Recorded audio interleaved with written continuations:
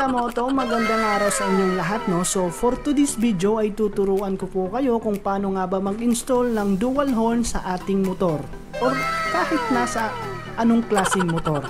Dahil ito ngayong diagram ko na ibibigay sa inyo ay applicable po ito sa lahat ng klase ng motor. At ngayong araw na to ay install nga natin yung dual horn natin doon sa Honda Click 150i na kay Pops Limuel Castillo nagpa-install sa atin ng dual horn. Kagrupo ko po ito siya. Shoutout kay Pops Limuel. Shoutout sa iyo pre. Salamat sa tiwala dahil pinahiram mo yung motor mo para magawa natin ng content kung paano ga ba mag-install ng dual horn sa motor mo or sa Honda Click 150. At syempre, sa lahat ng klase ng motor. Syempre, bago tayo mag-umpisa, no, mga kamoto, shoutout muna sa lahat ng mga subscriber natin dyan. Sa lahat ng mga nanunood at mga kaibigan ko dyan na mga sumusuporta sa atin. Shoutout sa inyong lahat. Maraming salamat nang hindi dahil po sa inyo ay wala ako dito. Hindi tayo nagbablog, no? At talagang nakikita ko yung improvement ng aking channel at may potential naman na ma-monetize tayo mga kamoto at tiwala lang, no? Tiwala lang. So syempre shoutout din sa ating mga Riders Club at syempre sa ating mga grupo. Itong Riders Club ko nga is yung Trons or Triskelion Riders of Northern Samar. Shoutout sa inyo mga brad and sis, no? Sana ay makapag-rides na tayo soon, no? At syempre shoutout din sa NCPI Team Katarman. Shoutout sa inyong lahat mga paps at mamsi. At syempre sa Philippine Road Guardian or PRG Northern Samar Chapter. Shoutout sa inyong lahat mga paps at mamsi. At syempre sa bago kong Riders Club din ngayon ay ang Force Multiplier Epis Rap Region 8. Shoutout sa inyong lahat mga paps at mga mamsi. At syempre shoutout din sa mga tumutulong sa atin, no? Ang Philippine Online Games sa POG Family. Thank you so much dahil sa kayo, alam ko isa kayo sa mga sumusuporta sa ating channel. Maraming salamat. At syempre especially kay Ate Rich K, Ate Richelle, no, na tumutulong siya para sumusuporta sa ating channel para ma-monetize agad tayo. At syempre mapaangat yung ating channel. At syempre shoutout din kay Ma'am Marcel, no? Isa din siya na tumutulong na mapaangat din yung ating channel. Maraming salamat po, ma'am, at maraming salamat sa inyong lahat. So, update lang, no, mga kamoto. As of kahapon ay meron na tayong 1.4 plus subscriber. At syempre, meron din na tayong 2,900 plus. Road to 3K watch hour na rin tayo, mga kamoto. Tuting na lang at mahit na natin yung 4K watch hour. At pwede na tayo mag-apply sa AdSense para ma-monetize na tayo, no, mga kamoto. At syempre, shoutout sa Samar Group of Motovlogger. Yun nga ay sila Pops Nishak Motovlog, Samar Non Motovlog, Pag-ibig Motovlog, yes, LRW Shots. At marami pa sila at hindi ko na iisa-isahin pa, mga kamoto, dahil nga ay para makapag-umpisa na rin tayo. At syempre pala kaya Duding at Orthodox. Shoutout sa iyo pre. At syempre huwag na natin patagalin pa, no, mga kamoto, ito. At papakita ko sa inyo, i-discuss ko muna sa inyo kung ano ba yung ating wiring diagram ng dual horn. Yun nga, ipapakita ko muna sa inyo, screen. I-explain ko sa inyo kung ano nga ba yung connection natin, no, sa pag-wire. So, yun lang mga kamoto. Umpisa na natin. Discuss muna natin yung ating wiring diagram. Alright, mga kamoto, so ito nga yung ating dual horn wiring diagram. Applicable to ito sa lahat ng klase ng motorsiklo. At pagpasensyahan nyo na po dahil ay wrong spelling tayo sa motorcycle, no? Kulang ng C. So ito nga, kung nakikita nyo, no, mga kamoto, sa banda dito ay ito nga yung ating hollow switch. At ito naman yung ating battery ng ating motor. At dito banda sa left side, ito naman yung ating dual horn or loud horn. Ito po mga kamoto, yung ating loud horn, at saka ito rin yung ating stock horn. So, umpisa natin dito sa hollow switch. So, yung hollow switch mga kamoto, kung napapansin nyo, ay meron siyang 5 wire. Kung nakita nyo dito mga kamoto, meron siyang kulay red. Yung kulay red ay positive po yan. Yung kulay violet ay yung normally open. Yung kulay green ay common or C. Kulay pink is normally closed or NC. Saka yung kulay black naman is yung negative natin or body ground. So yun muna i-explain ko dito sa halo switch. So yung ating halo switch mga kamoto, meron siyang two-way switch. Bakit nga ba natawag siyang two-way switch? Dahil meron siyang normally open at saka normally closed. Dalawa yung magpa-function sa kanya. Pag pinindot mo yung halo switch, yung magpa-function sa kanya is yung normally open. Pag naka-close naman yung halo switch, magpa-function sa kanya is yung normally close. So, yun nga, tinawag siyang two-way switch. Dito naman, pagdating naman dito sa dual horn, kung napapansin nyo, no, mga kamoto, meron siyang positive at saka negative. Sa isang horn, o sa loud horn natin, sa busina, meron siyang positive at saka negative. Saka, same din sa isa din, may positive at saka negative. Alright? Saka dito rin sa ating stock horn, meron din siyang positive at saka negative, mga kamoto. Saka kung mapapasin mo sa gitna, kung hindi kayo familiar dito, ito po yung ginagamit nating automotive relay na 5-pin. So, ito po siya yung relay natin. Yan po siya mga kamoto. So, yun po yung relay natin. So, pag bumili kayo ng relay, ng automotive relay, pag bumili kayo sa mga motorcycle shop, sabihin nyo lang na automotive relay na pwede sa busina at pwede sa ilaw or auxiliary. Alam na nila yun mga kamoto. So, yun nga, yung relay natin na 5-pin, yun nga, yung nasa bandang gitna is yung 87A. So, yung nasa taas naman ay yung 87. Sa baba naman ay mayroong 30. Saka sa right side naman ay mayroong 86. At saka sa left side naman ay mayroong 85. So, ano ba yung function nito mga kamoto? So, yung 30, sundan nyo lang to mga kamoto.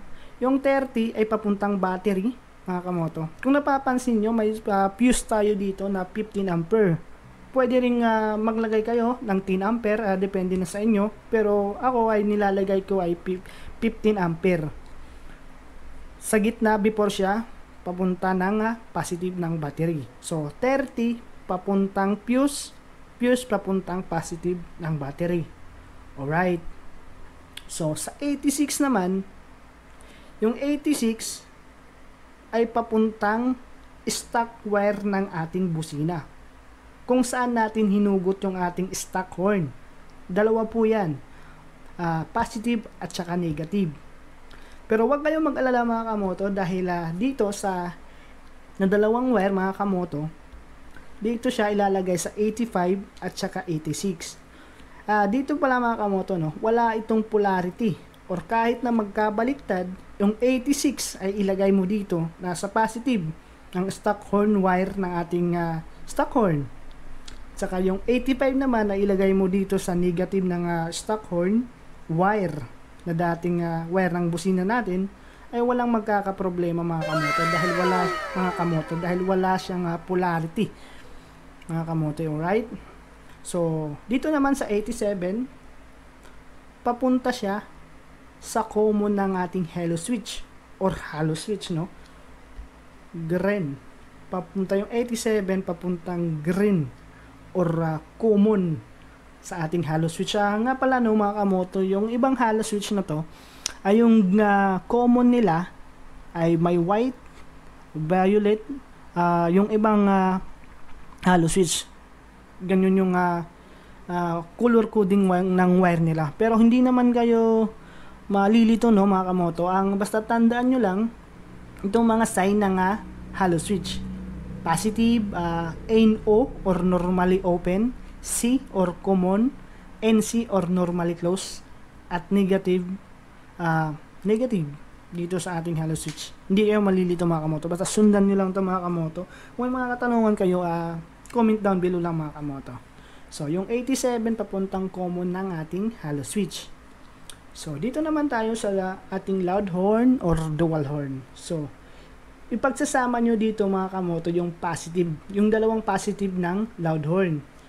Kukunik mo siya papunta dito. Tsaka, kukunik mo siya dito sa ating halo switch. kukunik mo siya sa normally open, mga kamoto. Yung positive ng loud horn. Pagsama mo yan, mga kamoto, at connect mo dito sa normally open. So, bakit nga ba tinap natin yung red or positive ng hollow switch? Dito mismo sa loud horn or normally open dito sa hollow switch. Bakit na pinagsama natin? Pinagsama natin siya, mga kamoto, dahil pag pinindot natin to, si hollow switch, pag pinindot yan, yung gagana, yung magpa-function sa kanya is yung normally open.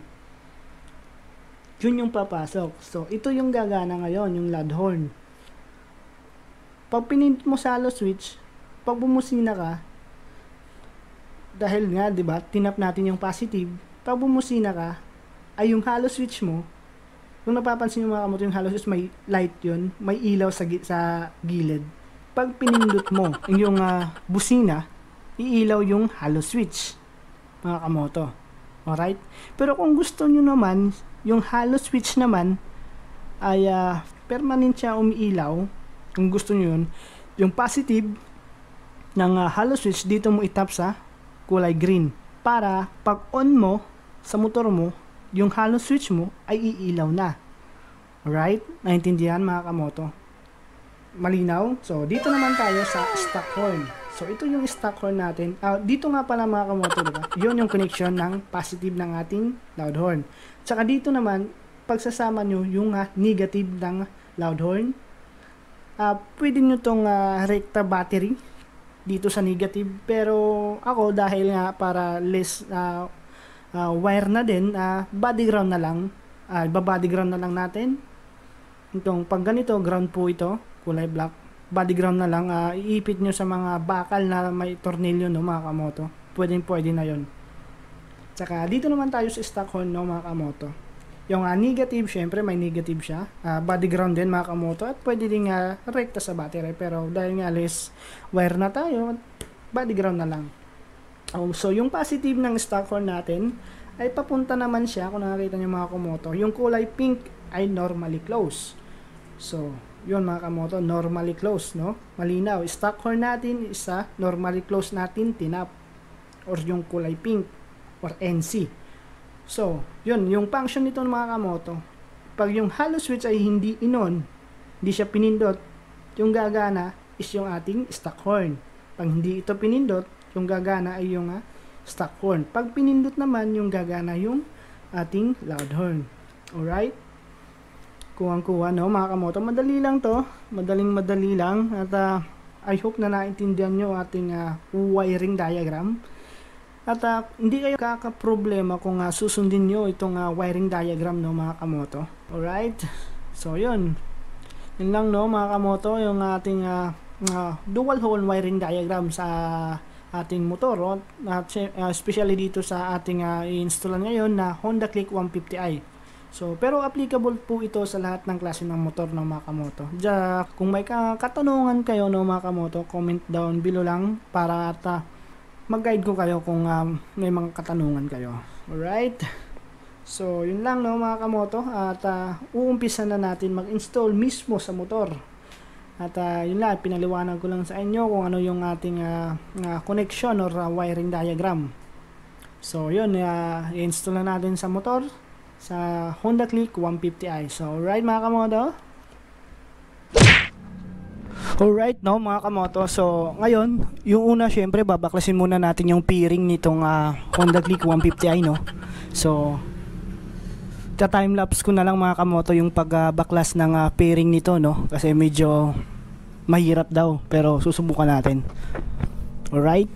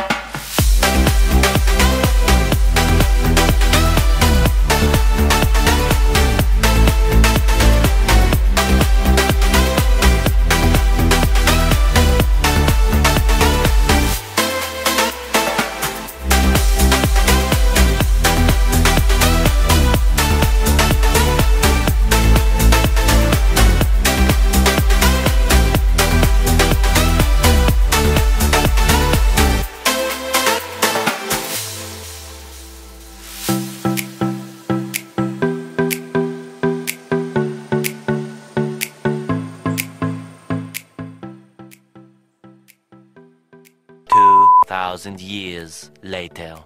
Ano mga kamoto, tapos na natin mabaklas itong piring na to kung nakikita nyo, no? So, aayusin natin yung wiring nito. I-install natin yung kanyang dual horn. Sige, umpisa na natin.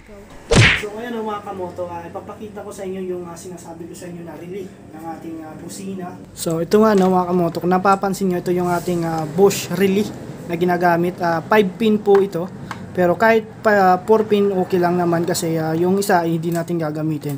Kung napapansin nyo, dalawa po yung relay natin, no? Ito po yung isang to is yung para sa auxiliary, tsaka ito naman po is para sa busina natin.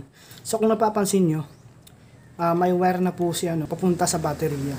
So explain ko yung relay natin mga kamoto. Kung hindi nyo naintindihan sa diagram natin, dito at papakita ko sa inyo actual. So ito nga, number 30, gaya ng sinabi ko sa wiring diagram natin, yung number 30 sa relay is direct papuntang baterya. Ito na nga, may wire na siya. Itong wire natin papuntang baterya, saka may fuse siya na 15 amperes. So ito, 30 yan. Saka yung 85 at saka 86 ay papunta naman sa stock wire ng ating horn. Kung ano yung stock wire ng horn, ito po siya, yung stock wire ng ating horn. Ito po, dyan po natin ilalagay yung 85 at saka 86. Ito po yung stock wire ng ating dating busina. Kahit magkabaliktad, okay lang mga kamoto. Walang polarity yan. So, yung 87 ay papuntang common ng ating hollow switch. Ito yung ating hollow switch mga kamoto. Itong 87 na relay, yung 87 natin, itong black, ay papuntang common ng ating hollow switch. So, okay na tayo mga kamoto sa relay para susunod natin sa hollow switch. Ito yung relay natin, ulitin ko mga kamoto. Yung 85 at 86 papuntang stock wire ng ating busina. Kahit magkabaliktad, okay lang yun. At saka yung 30 po ay papuntang battery na may gamit tayong fuse na 15 amperes. Tsaka yung 87 natin ay papuntang common ng ating hollow switch. So dumako naman tayo sa hollow switch kung ano yung connection niya. So ito naman mga kamoto dito sa wiring ng ating pagdating dito sa hollow switch mga kamoto, yung connection niya. Yung common natin dito, tatanggalin muna natin dito para papakita ko sa inyo. Ito siya mga kamoto. Dito sa taas meron siyang NC or normally closed. Sa gitna naman ay meron siyang NO or normally open. At saka dito sa baba ay meron siyang C or common. At ito naman is yung negative at positive.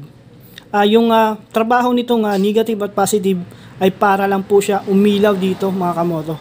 Umilaw yung ating hello switch. Yun lang po yung trabaho niya. So yun yung NC normally closed, NO normally open. So, yun mga kamoto. So, ilalagay natin yung sakit niya para mas maintindihan yung mga kamoto. So, dito tayo mga kamoto. So, ito nga yung common na kulay dilaw. Ito siya mga kamoto. 87 papuntang relay to. Kakabit mo sa 87 ng relay. Tsaka na yung normally closed naman, yung green, ay papuntang positive ng ating busina, ng dating busina. Papuntang positive ng ating busina mga kamoto. At saka ito naman nasa gitna is normally open, papuntang positive ng dual horn natin. Tsaka yung kulay black ay negative naman, kahit body ground okay na yun. Tsaka yung red naman ay papuntang pwede mong ilagay siya sa common, dito sa common, para pag i-on mo yung motor mo ay iilaw agad yung hollow switch. Pero kung gusto mo yung hollow switch mo ay iilaw lang siya pag gumamit ng dual horn, dito mo itap sa normally open. Ganyan lang mga kamoto. Okay, naintindihan. So ngayon proceed na tayo sa wiring. Pa-timelapse ko na lang mga kamoto yung wiring natin.